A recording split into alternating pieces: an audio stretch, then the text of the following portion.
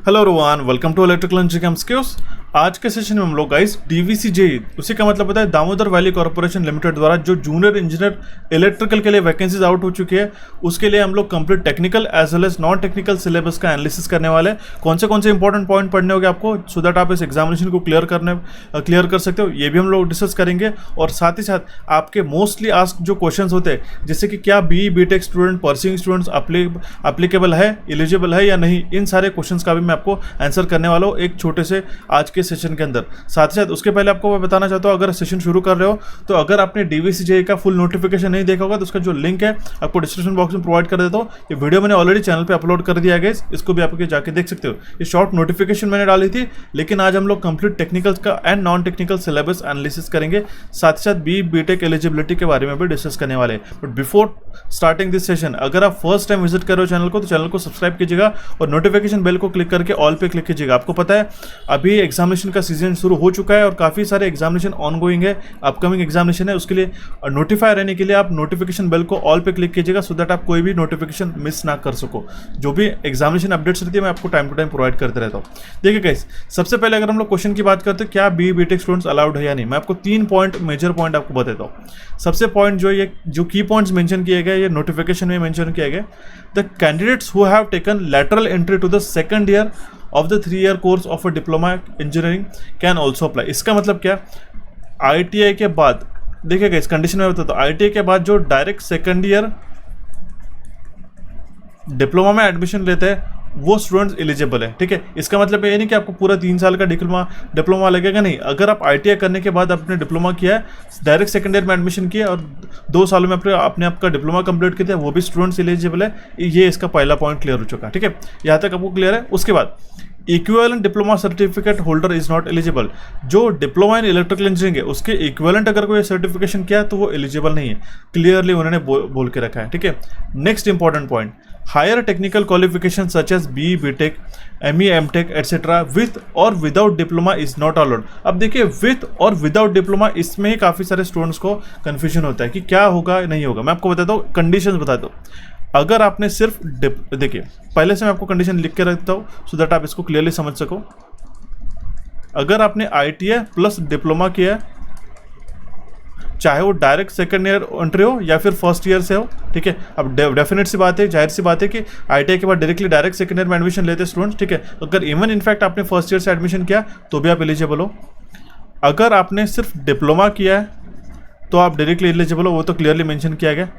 अगर आपने diploma plus B plus और बी या फिर बीटेक हम लोग कहेंगे, ठीक है, प्लस एमटेक किया होगा तो आप एलिजिबल नहीं हो। ठीक है, लेकिन अगर आपने सिर्फ डिप्लोमा किया है, ठीक है, and you are studying in BE/BTech तो आप एलिजिबल हो। इसका मतलब क्या है, आपने डिप्लोमा कर चुका है लेकिन आप सेकंड ईयर में हो अभी, डिप्लोमा करने के बाद इंजीनियरिंग में, ठीक है, थर्ड ईयर में हो या फिर फोर्थ ईयर में, फाइनल ईयर स्टूडेंट्स, अभी तक आपका रिजल्ट नहीं आया तो भी आप इसके लिए एलिजिबल हो। इसका मतलब क्या, अगर आपका इंजीनियरिंग हायर क्वालिफिकेशन जो होता है वो अगर आपका कंप्लीट हो चुका है, जैसे BE/BTech, ठीक है, तो आप इसके लिए एलिजिबल नहीं हो। लेकिन जो कंडीशन एलिजिबल है, मैं आपको बताया, ITI direct lateral entry students भी एलिजिबल है, जैसे मैंने कहा आपको, डायरेक्ट सेकंड ईयर के डिप्लोमा स्टूडेंट्स भी एलिजिबल है। आईटीआई में जो आईटीआई होने के बाद जो डायरेक्ट डिप्लोमा में आता है वो स्टूडेंट्स एलिजिबल है। डिप्लोमा स्टूडेंट्स, हालांकि बात है बट ऑब्वियस है, वो तो एलिजिबल है ही। लेकिन अगर आपने डिप्लोमा करके रखा है, अगर आप परस्यू कर रहे हो इंजीनियरिंग, मान लो सेकंड ईयर में हो इंजीनियरिंग के, थर्ड ईयर में हो, फोर्थ ईयर में, तो भी आप एलिजिबल हो, तो आप भी फॉर्म फिलअप कर सकते थे। ये बात अपॉर्चुनिटी काफ़ी अच्छी बात है गाइस। ठीक है, आप अगर परस्यू होंगे तो भी आप इसमें अप्लीकेबल हो। ठीक है, लेकिन अगर आपने डिप्लोमा करके रखा है, उसके बाद में बीटेक आपका कंप्लीट हो चुका है तो आप इसके लिए एलिजिबल नहीं हो। उसके बाद में बीटेक भी कंप्लीट कर ले या फिर आपने एमटेक भी कंप्लीट कर ले तो भी आप एलिजिबल नहीं हो। उसी का मतलब क्या है कि अगर आपका सिर्फ डिप्लोमा है तो ही आप एलिजिबल हो, या फिर अगर आप परस्यू होंगे तो ही आप एलिजिबल हो सकते हो। तो ये काफ़ी इंपॉर्टेंट पॉइंट होते हैं, इसी के अकॉर्डिंगली आपको अप्लाई करने का। इवन इफ अगर आप अप्लाई करते हो तो मान लो काफ़ी सारे स्टूडेंट्स जो कहते हैं कि हम लोग सिर्फ डिप्लोमा के बेसिस पे फॉर्म भर देते हो, क्या हम लोग एग्जाम देने मिलेगा? डेफिनेटली आप एग्जाम देने मिलेगा, आपको क्लियर भी हो जाओगे। अगर आपने कट ऑफ क्लियर कर दिया तो सारी चीज़ें हो जाएंगी। लेकिन ये फोर्थ पॉइंट काफ़ी इंपॉर्टेंट है, बताया गया, ठीक है, ध्यान से सुनिएगा। those possessing degree and higher qualification are not eligible and although they appear in a CBT computer based test में अगर आप इवन इफ आप अपने डिप्लोमा के बेसिस पे फॉर्म भर के आप अप्लाई होते हो, their candidature is liable for cancellation even after the appointment मिलने के बाद भी आपका कैंडिडेचर कैंसिल हो सकता है। ये बात ध्यान दीजिएगा गाइस, ठीक है। ऐसा नहीं कि हम लोगों को सिलेक्ट हो गया, हमारा लिस्ट में नाम आ गया, आप अपॉइंटमेंट भी ले लिया, उसके बाद अगर आपको पता चलता है तो वो आपका जो है कैंडिडेचर कैंसिल कर सकते हैं। As such candidates are advise not to appear for a CBT for meeting the qualification as per the advertisement.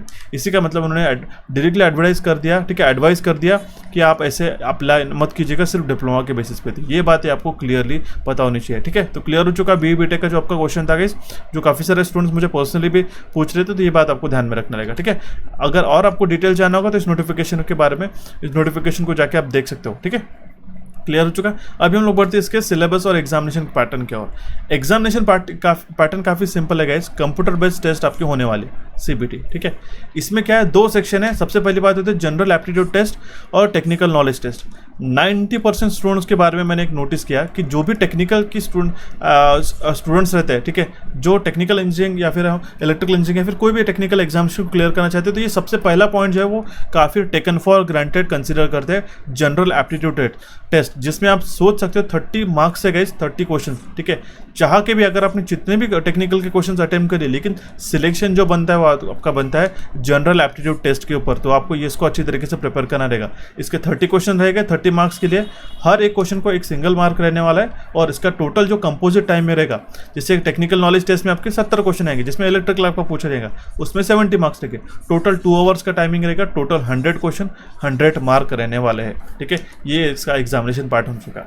अब पेपर कैसा रहेगा, पेपर आपका हिंदी और इंग्लिश दोनों लैंग्वेज में रहेगा, लेकिन जहाँ पे आपको जनरल एप्टीट्यूड टेस्ट में इंग्लिश पूछा जाता है, मैं आपको वो बताने वाला हूँ, वो आपका एज इट इज इंग्लिश में ही रहेगा। बाकी टेक्निकल के भी आपको हिंदी इंग्लिश में भी रहेगा, रीजनिंग और एप्टीट्यूड भी आपका हिंदी इंग्लिश दोनों लैंग्वेज में रहेगा। बट ऑब्वियस सी बात है, इंग्लिश का जो आपको क्वेश्चन पूछे जाएंगे वो सिर्फ इंग्लिश में ही पूछे जाएंगे। हर एक नेगेटिव मार्क्स के लिए आपको 0.25 मार्क्स डिडक्ट कर दिया जाएगा, ठीक है। तो इस बात को आपको कंसिडर करना होगा।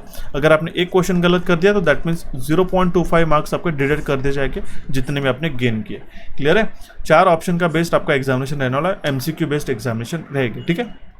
क्लियर हो चुका। अभी हम लोग देखते हैं इसका जनरल एप्टीट्यूड टेस्ट GAT का सिलेबस, वेरी वेरी इंपॉर्टेंट। ये काफ़ी सारा डिटेल और काफ़ी अच्छी बात है, उन्होंने क्लियरली सारे जो पॉइंट्स है मेंशन करा दिए। जैसे GAT जनरल एप्टीट्यूड टेस्ट में आपको कितने क्वेश्चंस कवर करने गए, 30 क्वेश्चन, ये तो उन्होंने बता दिया, बट ऑब्वियस है। यहाँ पे कितने सेक्शंस हैं, इसमें 3 सेक्शन है, general intelligence and reasoning, general awareness and general English. तो जनरल इंटेलिजेंस एंड रीजनिंग में बताया गया है, तो syllabus for general intelligence would include the question from both verbal and non verbal type, ठीक है, दोनों रहेगा गाइस, ठीक है। वर्बल और नॉन वर्बल रीजनिंग दोनों रहेगा, ठीक है। उसके अंदर analogy, similarities, differences, space visualisation, problem solving, analysis, judgement, decision making, visual memory, discrimination, observation, relationship concept, इन सारे अरिथमेटिकल रीजनिंग के ऊपर, verbal and figure classification, arithmetical number series, ठीक है, इन सारे के टॉपिक्स के ऊपर आपको जज किया जाता है, ठीक है।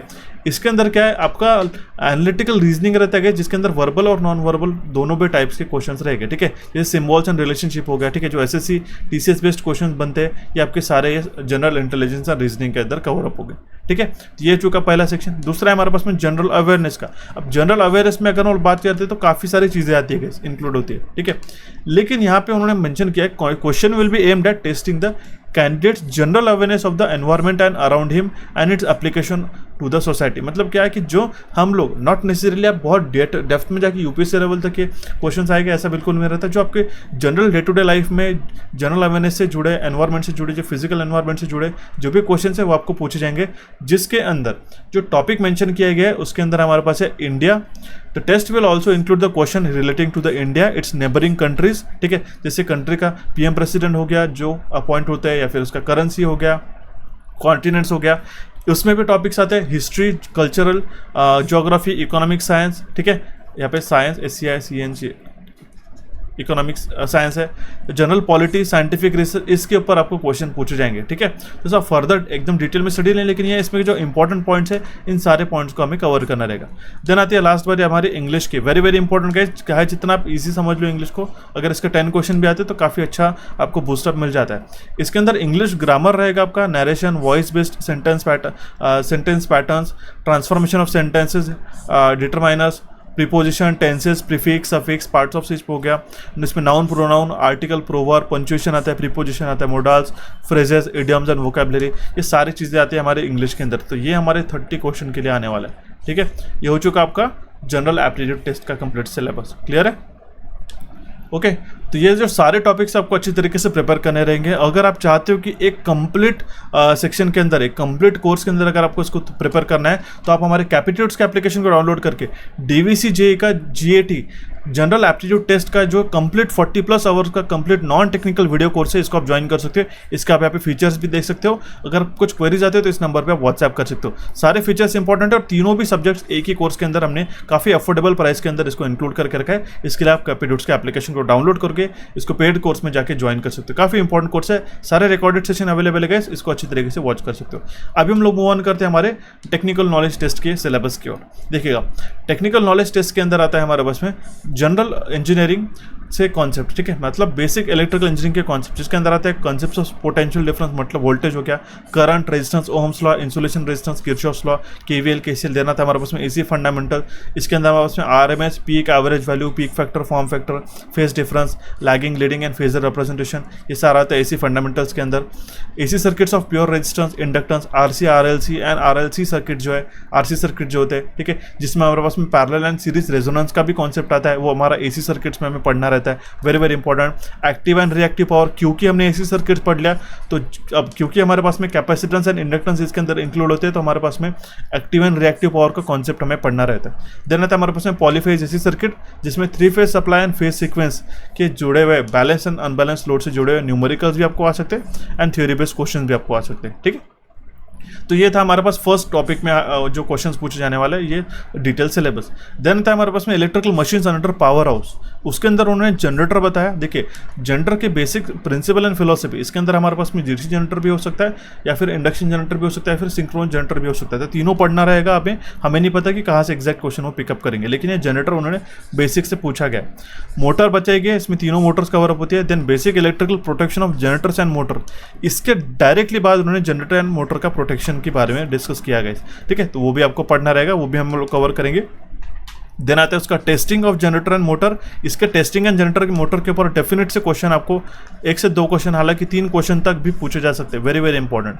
और उसी के बाद उससे जुड़ा हुआ स्विच गियर। ठीक है, switch gear and protection separate ना देते हुए मशीन्स के, इलेक्ट्रिकल मशीन्स के अंदर यहाँ पे मेंशन किया। अब आप सोच रहे होंगे कि सर इसका मशीन में ट्रांसफार्मर कहाँ पे? ट्रांसफार्मर आपको सेकंड पार्ट में दिया गया है, जो कि हमारे पास ट्रांसमिशन एंड डिस्ट्रीब्यूशन सिस्टम में जो भी इक्विपमेंट्स यूज होते हैं, जैसे कि ट्रांसफार्मर हो गया, सर्किट ब्रेकर्स हो गया, अदर स्विच यार्ड इक्विपमेंट हो गया, जैसे करंट ट्रांसफार्मर, पोटेंशियल ट्रांसफार्मर, ठीक है, capacity voltage transformer, CVT, lightning arrester, wave trap, isolator, insulator, बस बार, कंडक्टर एटसेट्रा, ये सारे स्विच गार्ड इक्विपमेंट्स हमारे पास डिस्ट्रीब्यूशन सिस्टम में इंक्लूड होते हैं। ये भी उन्होंने बोला है, और उसी के साथ उसका टेस्टिंग है और उसका मेंटेनेंस। ठीक है, मेंटेनेंस तो मेंशन नहीं किया गया, लेकिन इसका बेसिक टेस्टिंग जो होता है ट्रांसफार्मर, सर्किट ब्रेकर का, सीटीपीटी का, उसके ऊपर डेफिनेट से क्वेश्चन बनेगा, क्योंकि उन्होंने ये पॉइंट ऑलरेडी बता चुके हैं। ठीक है, इसके बाद आता है DC system including battery pack. ठीक है, very very important. DC system का भी आपको क्वेश्चन डेफिनेटली एग्जामिनेशन में पूछे जाएंगे।